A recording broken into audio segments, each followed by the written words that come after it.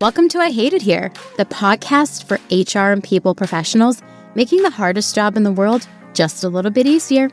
I'm Hebba Youssef.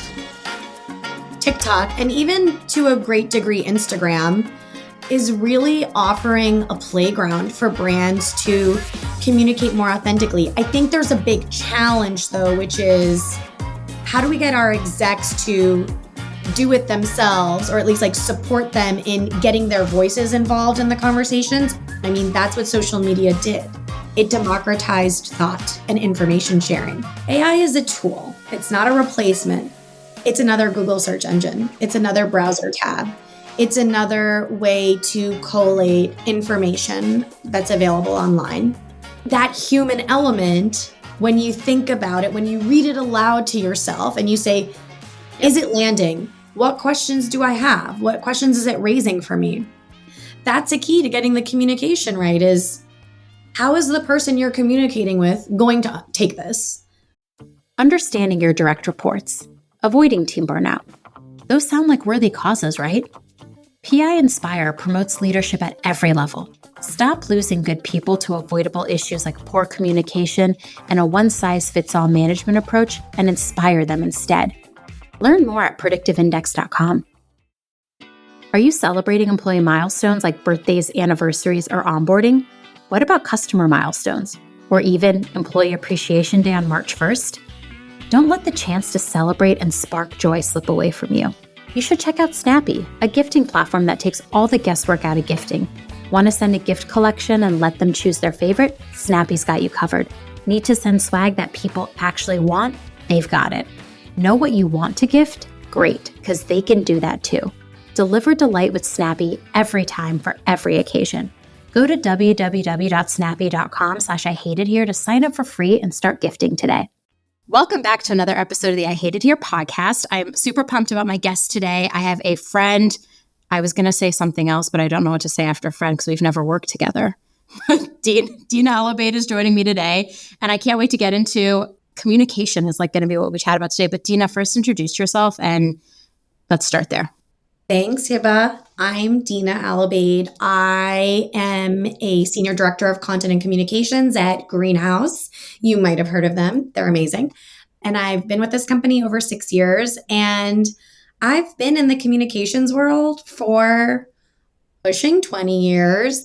And I have a degree in journalism. And I feel like all I've ever done my whole life is communicate.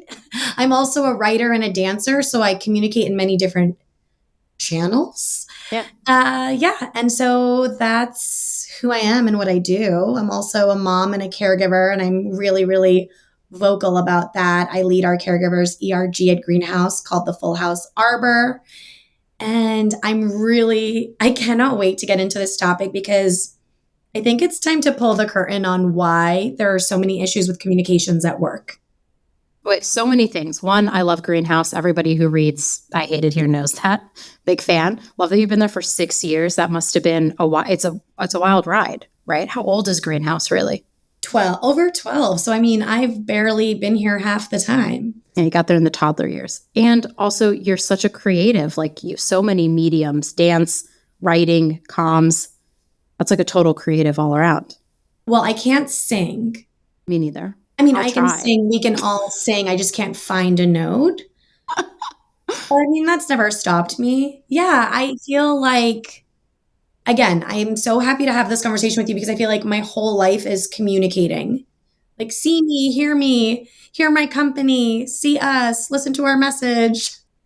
Well, this is going to be good because I have a theory, and I've said this in the newsletter so many times. I have this theory that everyone is bad at communication. It's a real thing I believe. And even me who writes, I have to do so much internal comms, even I think I have room for improvement. So I want to know from you, you've done communications for so long, you've communicated in so many different avenues. Do you actually think people are this bad at communication? I do. Yeah, I do. Yep. And I think there are a lot of reasons for it.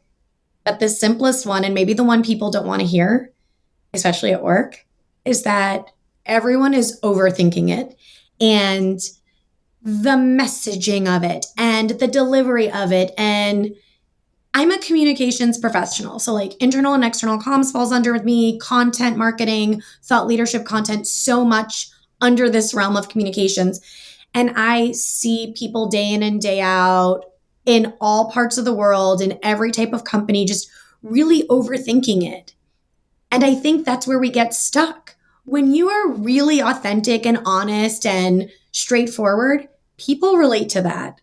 And my team always says it. I mean, I'm so lucky to lead a team of 10 amazing people. And I think the reason they like being on my team is that I am straightforward. I'm a sharpshooter, if you will. I That's why we get along. I try not to mince my words or talk around things. Being direct is really, I once had a career coach say to me, I'll say to the group that I was in, it was at my last job, and it was like a really fun workshop we did. But she said, the hardest way to communicate is directly because you have to be super vulnerable and you just have to say the thing. But the more direct you are, the faster you get to the conversation you actually need to have and the solution you need to come up with. I got the feedback, actually, I just tweeted this recently, that one of the earliest pieces of like critical feedback I got was from a male manager that told me I was too direct. He said, you're too direct. It's like off-putting as a woman that you were so direct, and people don't like that. And I remember being like, so you want me to like mince my words and then talk around the issue and not just say, here's a problem we have, how do we fix it? And I found that really fascinating too. It's like you're saying we're overthinking it. And I think we are. Like, consistent feedback I've gotten is like, you're so direct. It's so different. We're not used to this. And I'm like, what do you mean you're not used to it? So you'd rather me waste your time, which is like literally money and resources, to not be specific about the problem we're facing. Isn't that the thing sometimes? Like that's what it comes down to of let's talk about this. Let's talk about this and talk about this and talk in circles rather than let's take a step back, take a deep breath and say the things that need to be said. Yeah. I think it's so funny you bring up that story because at my old job, a male senior manager who didn't directly manage me gave me feedback as a mic drop right before he left the company and said, Dinah is too assertive. He always gets what she wants and is able to get the work done and make others do the work. And I'm like, well, I'm sorry. I think that what you're trying to say, if you were direct, is that I'm good at my job and I'm efficient and I'm effective. But they don't like it because you're a woman. Of course. It's very interesting. They like that text. There's that amazing Textio report that always talks about like the bias that comes up in feedback, where women are given more feedback about their personality than their achievements. And I think about that all the time because I've gotten the same feedback. Like, you're too direct, you're too honest, you're too blunt. And I'm like, I don't understand why you would want me to be anything other than that, especially as your HR person. I know. Like it does nobody any good for me as an HR person when communicating with executives to talk around an issue and not be specific or direct. And that's where I think like a lot of manager feedback and problems happen in the workplace is people try this like roundabout way of giving the feedback and then aren't successful and then get upset when things don't change. And it's like, but the problem is you're not being specific enough. It's you. Hi. The problem is you, the way you're not communicating. I will say, I mean, you must have it so hard in HR because you're out there trying to do the work. Your newsletter is really honest and it's refreshing and I love it. I love to read it. As a comms person, as someone who works for an HR tech company, I'm very much embedded in the industry, but it's entertaining nonetheless. And I think, wouldn't you want your HR person to be more honest and authentic? Because that's the flack that HR has gotten over the years since we used to call it personnel decades ago, since it was just seen as a paper pushing function and administrative. It's that there is cold, distant communication. I mean, this is just like the generalization.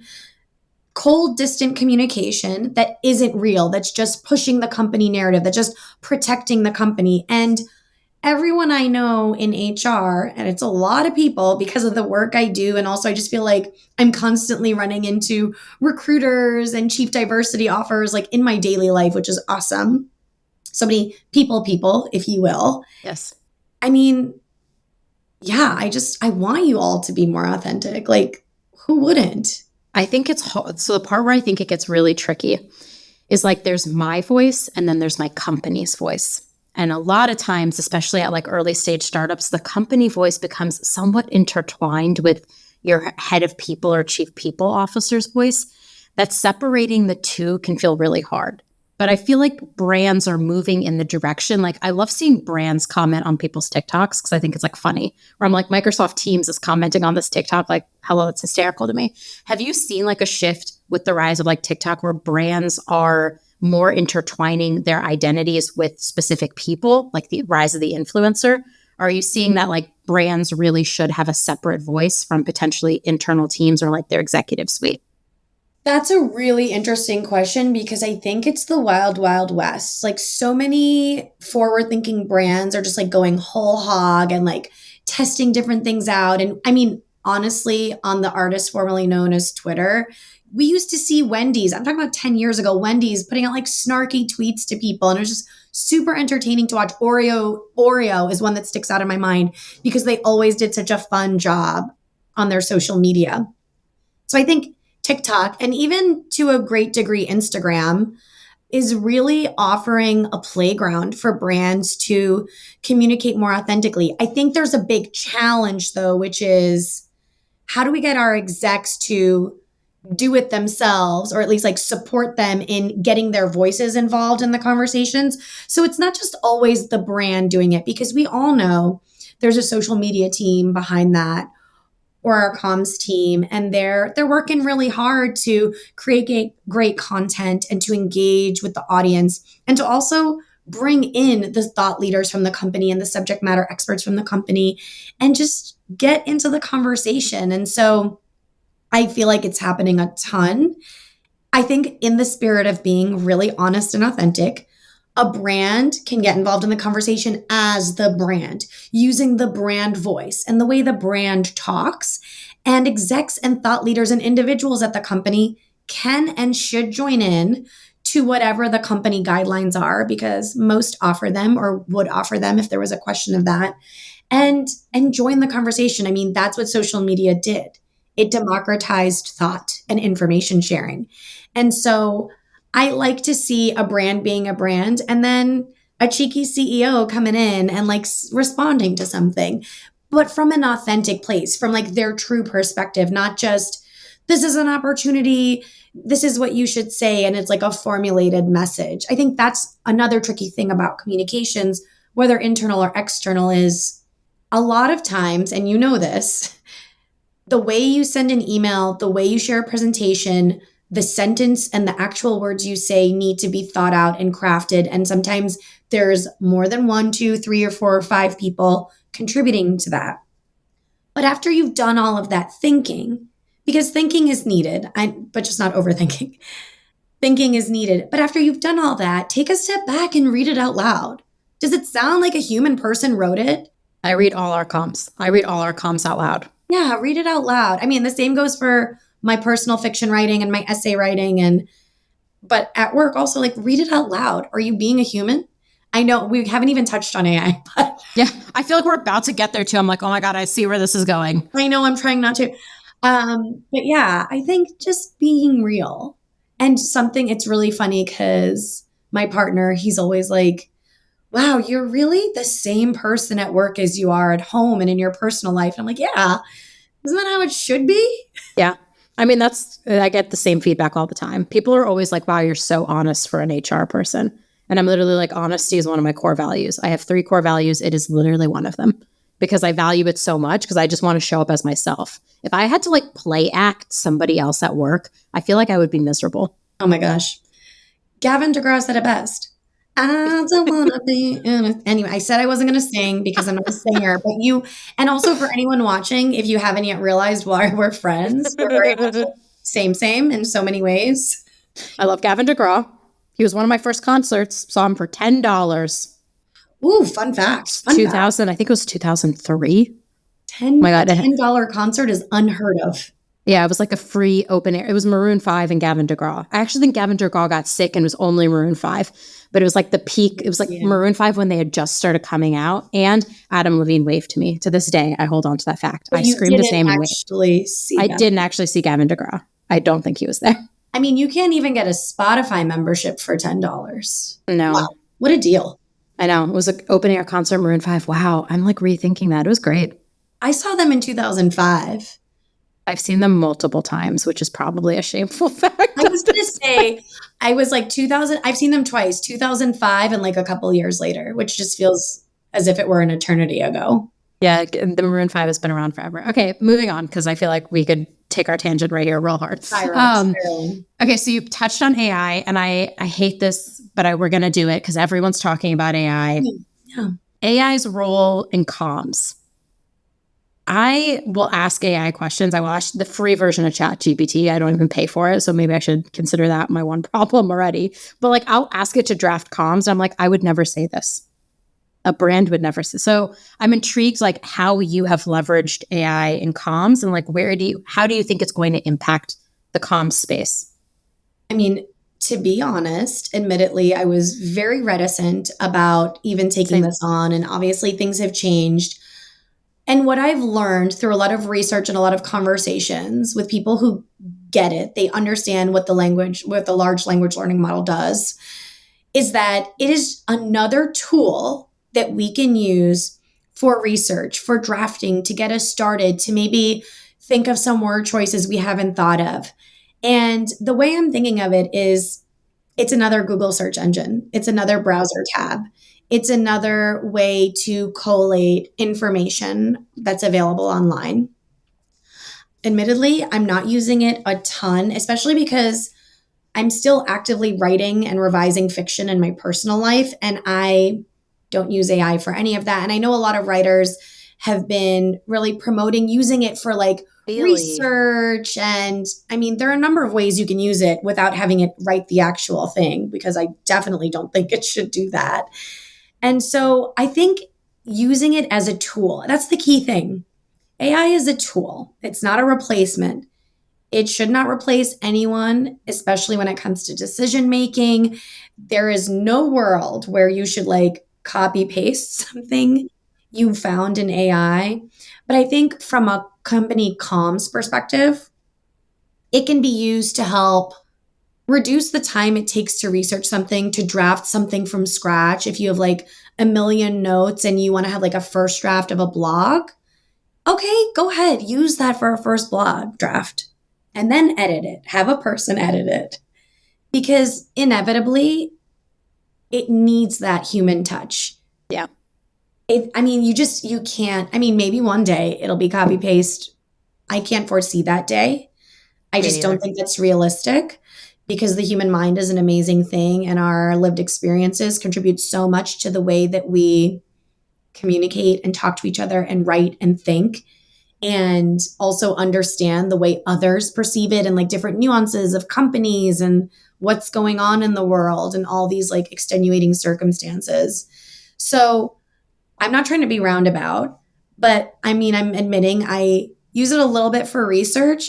I don't really use it for drafting. Yeah. I'm still that person that's like, oh, I have to write this thing. Let me go write it. Oh, I need to research this thing. Maybe I'll use it. I don't love it. Like, I usually draft the comms for how I would say it. And even then it's really funny. My CEO and I have like a really good relationship on editing things, because I'll write it in like somewhat of a clinical way, and he'll go in and like add more of the personality to it sometimes. It's just funny, like thinking, that's surprising. Exactly. But like the newsletter is my medium to be my personality. When it comes to like our internal comms, I really think it's important that like our internal comms be aligned with like how he would also speak. It's his company, right? Our two co-founders. So it's been really good doing that, because I think like it shows me that like even my own writing needs editing. But when I go into ChatGPT and I try to like ask it anything to draft it, it'll spit something out. And I'm like, I would never use any of these words. Like literally never in the world would I say this sentence. So like, for me, it's like good to like look at it. You're right, to like start drafting, but I would never copy and paste. And some of the things that it spits out, I'm just like, who would even talk like that? It's almost like a gut check of, oh yeah, this is definitely how I don't want to say. Yeah. Yeah. Well, I think it's because like, okay, let's say 10 years ago, company comms, I think were so buttoned up and so not authentic. And I do think with the the spread of social media, companies are starting to become more authentic in their comms. But I also think employees are looking for that. Like when we send cold and clinical comms to employees, employees are like, this is not giving me a good feeling. And they'll tell us that. And I think that that's great. You think that's like pushed us to be more authentic? I mean, it's so funny because for so long, organizations had the quote power over employees. And then the weights shifted noticeably, especially with the more transparent, like employer review sites. And that changed the game. And employees are much more willing to raise their hand or leave if, like, top talent is willing to leave if they're not seeing changes or like not getting treated the way they feel like they should be getting treated. Yeah. And to replace them is 3 to 4 times their salary. That number still, when people are like, oh, they'll leave, whatever. And I'm like, 3 to 4 times their salary. That is what it's going to cost me to replace them. And the time, not to mention the time and the money. And it's just like people don't realize that. Yeah. But I think people are talking. And I think the reason that corporate comms have gotten better, and I'm sure it's not the same everywhere because there's like, I don't want to call any organizations out, but there was like a very interesting video from a prominent company about return to work. Oh. And it was delivered in kind of a friendly way. Return to office, I should say. Yes. And it was like a little bit funny, but it was not. And it was a little bit threatening. And it's getting dissected online right now. Always. And I just thought that was so interesting because it's like you're trying to be authentic, but how about just say the real reason? Like we want to save on real estate costs. We think it'll like we're trying to do after work events to help you bond. We're trying to do more in-person brainstorms. Like what is the reason? Yeah. Rather than everyone needs to come to the office by this time, by this date. Yeah. But I actually am really happy that employees feel comfortable enough, or at least are starting to say that email didn't hit right, or you didn't say anything about this thing that's happened. Can you let's say there's an open question about benefits or a new customer or whatever, something that happened, or a high profile departure. Like let's say an executive moves on to their next opportunity. Like employees will ask the question and you need to be able to address it. And yeah, it can be professional, but it doesn't need to be stiff or covert and like hiding something. They're going to see through that bullshit. Did you see on the note of like videos that are going viral? Did you see the woman who recorded her layoff? I didn't watch the video, but I heard of this phenomenon. I watched it and I was like, one, I see both sides of everything, mostly because like I have to know how the employees are going to react to me as an HR team. I think the HR team just did not communicate about the layoff well. Like I think people are afraid to say like, hey, the company performance was not where it needed to be and we overhired. Therefore, we have to eliminate your position. And they just like did not say that. They kept saying like, oh, it's because of your performance. And she kept pushing back on them, rightfully so. And I love when employees do that because they should push back. Yeah. I welcome it because if they're pushing back, that means I'm not doing my job well, to be honest. And that's like accountability I think all HR people can take. And so when I'm writing comms, I'm always thinking through like, okay, if I was an employee who was receiving this message, what questions would I ask? And then I write those answers into the comms because I'm like, I'm not going to even let there be a moment of hesitation. I'm not going to let this piece of communication go out and then have the same 15 questions come in. I'm going to pre-write the answer to the question and put it in the comms and give it to the employees. I do that as well, which is I'm an employee also. How would I take this? And I think a lot of people don't think about that. Mm-hmm. And you can see it by the way that companies show up in the world. Mm-hmm.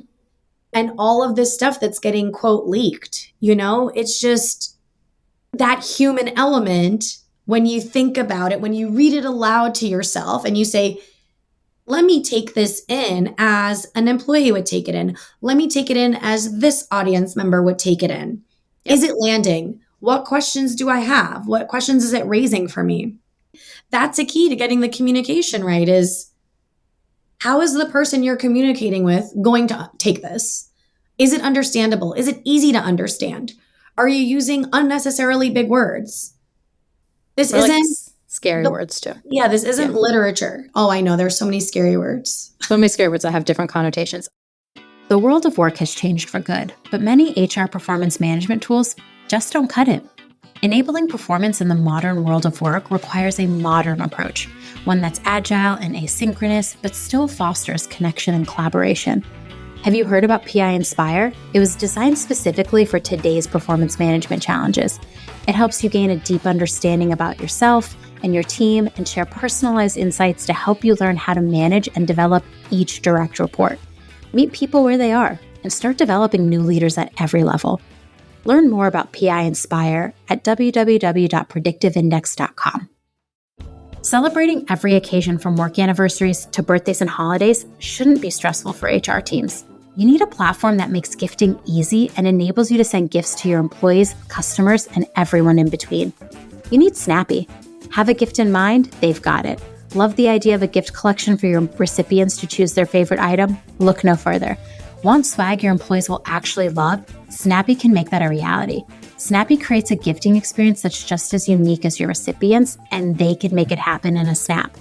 Don't wait until March 1st to remember it's Employee Appreciation Day. Sign up for free and start gifting today at www.snappy.com/IHateItHere.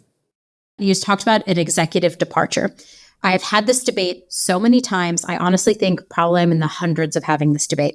Communicating employees' departures. So like executives absolutely need to be communicated. Employee departures. Do you have any tips and tricks for if that should be communicated? So I will tell you, like I've worked at several startups that are like under 200 employees. My theory is if we have 200 employees, everyone probably knows everyone. So if someone leaves, you have to communicate it. If someone disappears into the night, it's not a good vibe for anyone involved. What are your thoughts on like communicating employee departures? Because you've seen Greenhouse through several stages now. Yeah, that's so interesting. And I mean, before Greenhouse, I was at a startup that also was going through it was like, change happens. Yeah, change happens. And like, as you grow, you have to adjust how you work and how you communicate. And before that, I was at 2 different PR agencies. One was a mid-sized agency that was part of like a larger multi-thousand global company. And it's like, I think first and foremost, you have to set the guidelines. If you're just getting started out, everyone is going to like keep individuals on their last day are going to be like, it's my last day. If you didn't know, here's my personal email and a funny GIF. Peace out. Love you or whatever. And I think that that's welcome and okay, especially in a startup environment. And especially if the culture invites that camaraderie. But I think as you grow beyond 100 employees, you have to think about, okay, should everyone have access to staff-ed emails? Do we have a channel saying like farewell to our colleagues? I don't know. It's a personal thing. I mean, like personal to an organization.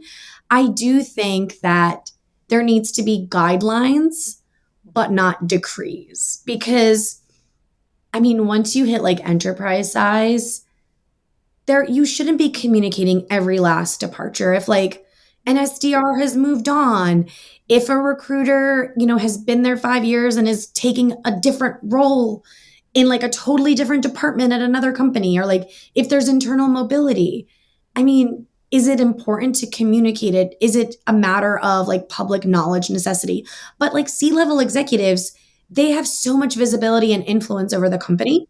And so you should be communicating that. You should see this person is moving on to do this thing and thank them for their service and their time and call out the specific ways that they change the company. I think it's just like, it's unrealistic to try to hide it or like push it under the rug or like gloss this over, because we're not in an era where people stay at the same company for their entire career. And like it hasn't 2 been years, that way. less than It 2 years. hasn't been that way in 30, 40. Wow. What is a career? Yeah, what is it even? What is even a career? But that's another topic for another day. I just think that to be realistic and keep with the times, like people are not going to stay at the same company forever. I know I've been at Greenhouse forever and I'm not planning on going anywhere. So as I'm celebrating my 7th year at Greenhouse. do as I say, not as I do. No, I mean, like I'm very happy here. So why would I go? But people want different things and also decide they want to take their careers in different directions or want to try working in a different industry or in a different location or whatever it might be. But yeah, I mean, a long answer to your question, which is executive departures or changes need to always be communicated at the org level. And I think Anything else doesn't necessarily need to be, just like with that team, with the people that they work most closely with. I think if you're a small startup, absolutely you should be, Yes, because like if agreed. someone leaves like in a sub 50-person company, everyone's going to know within 5 minutes. So I think that is a necessity. And as you Yeah. get bigger too, if you have like a rapid amount, like multiple departures in a row, I think you have to have some sort of communication about it, because my fear is like when you don't communicate, then you leave open a whole gray area for your employees to make assumptions. And frankly, most employees will assume negative things. Mm. They won't think like, oh, all these people are leaving because they're Of onto their course. like, they're going to think like all these people are leaving because something's wrong. And so like, as much as I'm going to, oh God, this just like pains my soul to say, part of communication is also just like making sure you can talk about the uncertainty in a way that spins it in a positive light, which feels like a little icky, but like you don't want your employees to question, should I even be here? I mean, I'm a PR person, so you say spin, and I've been hearing that word a long time. And I actually did a panel at my last job so long ago, and everyone was tweeting me. It was like a borderline viral moment that did not go viral. And I was like, I'm the most honest PR person you'll ever meet. I think, yes, and be honest, and also provide the parameters to show that it's not like at the detriment of the company or the individual. I think I wouldn't say the word spin, but I think making sure the message is shared in a way that doesn't create negativity, unnecessary negativity in the company or rumor. That's the thing. It's like also That's better. you want to address it head on. You don't want it to like fuel the fire of rumors or gossip or circumspection. It's just like, this is what's happened. This is why it's happened. This Yep. is the opportunity we see in it. Because I mean, I think this is a little bit of a PR moment, but anything that happens provides an opportunity. Exactly. You Oh, can I love that. always have an opportunity with every negative neutral experience. That's the way to do PR spin without using the word spin. There you go. That's PR spin without it. Okay. Maybe I didn't mean to say spin, but now I'm just going to say PR. Okay. Last question. Okay. I know, last question. I feel like I could talk to you forever. Honestly, we're going to have to maybe do the second part of this. We But will. okay, last question. And I'm really curious about your answer here. She doesn't know what's coming, so I'm going to ask her this question. We're going to get her live reaction.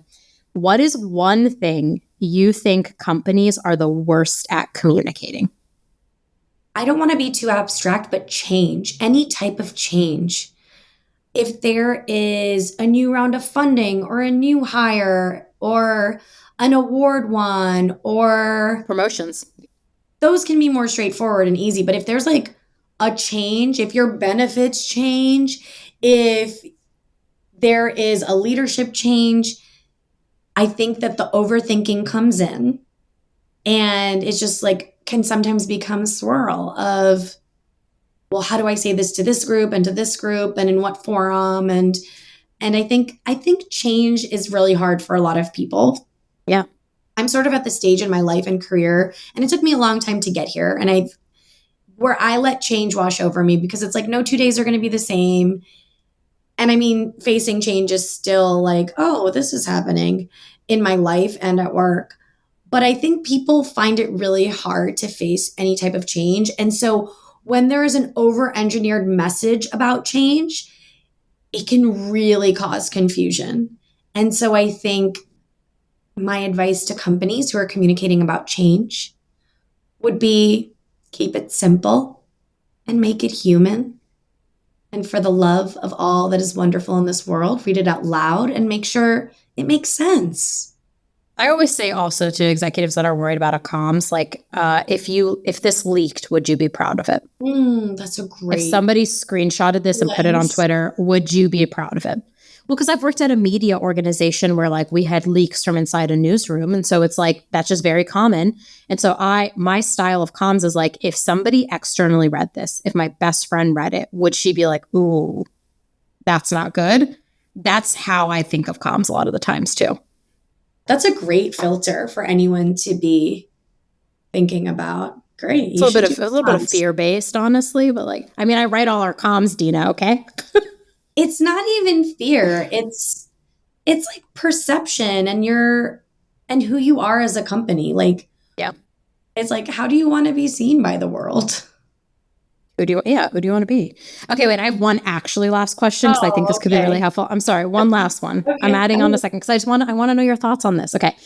What advice do you have for HR people who are trying to build their brand?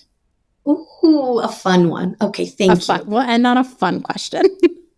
HR people trying to build their brand. I think there are a lot of fun people on TikTok right now in the HR space. And I think leaning into your personality and how it helps you in your job is something that you should be sharing. And not everyone should be like creating content, but I think get involved in the conversation and connect with people because I think a lot of people do become friends or network online before they even meet in person. I knew you through your newsletter well before we met. And I then knew we you took a through trip your together. brand. Yes, and then we did a road trip together, which is The for yet another side story. Side story for another day. No, I think getting involved, because I mean, also being in front of a camera isn't for everybody. But I think building your brand is connect to the right people and do it not just by like following or adding a million people or liking a million posts and reels, but by reading what folks have to say and thoughtfully engaging and commenting or like sharing something interesting that's happened in your world. I mean, and also like if you like a product that you use at work, share about it. Get involved with like the customer advisory board of that product or like engage online with the like-minded people or like go to conferences. And I mean, building your brand is all about confidence and authenticity. And I think, I mean, as much fun and as easy, quote, as social media and being online is, connecting in person is really fun as well. And you have the opportunity, if you have the opportunity to do that, you should, because that's how you build your brand. You like go to HR tech and you show up at the booth and you're like, hi, I'm Hebba. And I'm like, hi, I'm Dinah. And then we become best friends. Exactly. Where I walk up and I say, I love Greenhouse. I talk to everyone about it. And you're like, okay, bullshit. And I'm like, no, but actually I do talk to everyone about Greenhouse. And now I know that for a fact. That's truly authentic. Because I literally don't have it in me to bullshit anybody. I know. It's like too exhausting. I have this podcast. It's so tiring. I'm like, at the end of the day, I really just want to say who I am and what I stand for and like try to live those up every single day. I love that. That is really good advice. And just that connecting with people online, I think is so, if you're really lacking community in your life, I think you can find so much inspiration from the people you meet online. And like, I obviously have a community of HR people, but not even that. Like you can find a community anywhere, like through passions, through LinkedIn, through Twitter. Like there's so many avenues. We do a lot of connecting in Safe Space, which is my community, which is like fun because then you get to meet people who kind of have the same dry sense of humor I have. Like attracts like you find the people in your community that are kind of like you, right? Like our favorite colors are purple. That means something. We both like tarot cards, just saying. Like there's a lot. You attract the people that like the same things you like, and that gets really exciting. So I think that's great advice for anyone who's trying to build their HR brand, because I think a lot of people are thinking like, I want to make an impact on this work, so I need to also build a brand around being the person who can deliver that impact.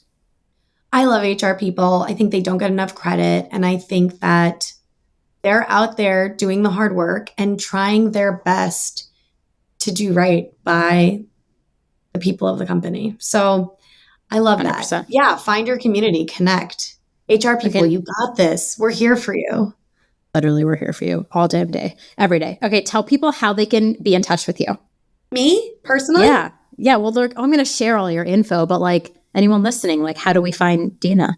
Yes, you can find me on my personal website, dinahsusanalobeid.com. Dinah is spelled with an H, so have fun with that. And also my Instagram is Dinah Susan Alobeid Writes. So there's tons of good stuff there. My email is on the website. People will find you. They'll find you on LinkedIn probably too. I'm on the LinkedIn. I'm on the LinkedIn. Everyone's on the LinkedIn. I'm on the LinkedIn. I honestly love LinkedIn because I feel like it's really straddling the line between professional and personal. And there's like, everyone's doing these like wildly long personal essays that have nothing to do with work sometimes. And I'm just like, is LinkedIn the new Twitter? Because also there's like some like fire starting posts. And I'm like, wow, this conversation, this would have happened over there. It's Over the on the little tea. blue I love bird. LinkedIn. I'm my own strategy on LinkedIn is I'm going to be as unhinged as possible. Some days I'm just like, I'm going to drop this meme, I'm going to make this comment, and I'm going to peace out. Like that is but like the threads I read on LinkedIn, some days I'm just like, people be responding with their job titles on things. Yeah. And I'm like, maybe you shouldn't. Hot take. Like this is for Twitter, not for LinkedIn. I do like LinkedIn more than Twitter. I feel like LinkedIn is just like an old friend, an old standby, and it still has a good standard of professionalism, and it's still what it's meant to be. Kind of, yeah. In most cases. I mean, I hope it holds on to that. But yeah, I feel like I take a very measured approach with my LinkedIn, my personal LinkedIn, because I'm not trying to get into arguments on LinkedIn. I just don't have time for that. Like, I have an opinion, you have an opinion. If our opinion does not agree, you do you, I do me. My theory is like, I'm not going to convince anybody I'm going to try, but like, I might not be able to convince people of the things I believe in. And my goal is just to spread more awareness about why it is I believe in this thing. Like, why do I believe return to work is super hard for parents and mothers and underrepresented groups? Like, I'm going to share, I'm not really a fan of return to the office because it is detrimentally impacting other people. So like, that's for another day, but like LinkedIn, interesting, but they'll find you there. Dinah, thank you so much. Yeah, we should do another episode about caregivers, but yes, we're in 3 right now, season 4. Must be on this podcast mic all day, every day, but caregiving is, I mean, I'm not even a caregiver. Well, kind of my mom, but not really. And I still think that work is really hard for people who are caregivers, and that has to change. Mm-hmm. Agreed. Okay, Dinah, thank you so much. You're the best. Thanks for having me. It's like always fun to hang out with you, and I'm always here if you need me. You and all the HR people. Hell yeah. Okay, you heard it here first. Please hit her up on LinkedIn, Twitter, Instagram. Go follow her website. Her favorite color is purple like mine. That's all your fun facts for today. Thank you, everyone. Thanks for tuning in. Keep up with all the latest HR resources by subscribing on Apple, Spotify, Google, or wherever you listen. And if you love I Hate It Here, tell an HR friend. I'll see you next time.